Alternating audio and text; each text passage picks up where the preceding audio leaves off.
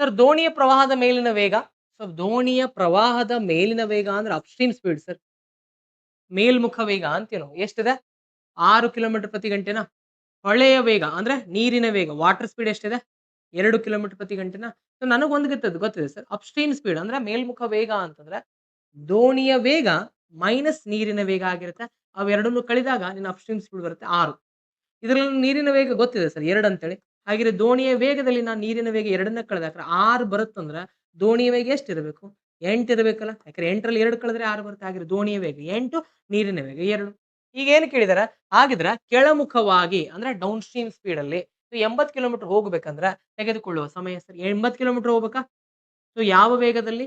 Down stream speed ಅಲ್ಲಿ. Down stream speed ಅಂದ್ರೆ ಏನು? ದೋಣಿಯ ವೇಗ ಪ್ಲಸ್ ನೀರಿನ ವೇಗ. ದೋಣಿಯ ವೇಗ ಎಷ್ಟು? 8 ಪ್ಲಸ್ ನೀರಿನ ವೇಗ 2 ಅಂದ್ರೆ 10ರ ಸ್ಪೀಡ್‌ನಾಗ ಹಾಗೆ ಡಿವೈಡ್ ಬೈ 10 ಮಾಡ್ಬಿಟ್ರಿ. ಪೂಜಿ ಕ್ಯಾನ್ಸಲ್ ಅಂದ್ರೆ 8 ಗಂಟೆಗಳು ಬೇಕು. ಆಪ್ಷನ್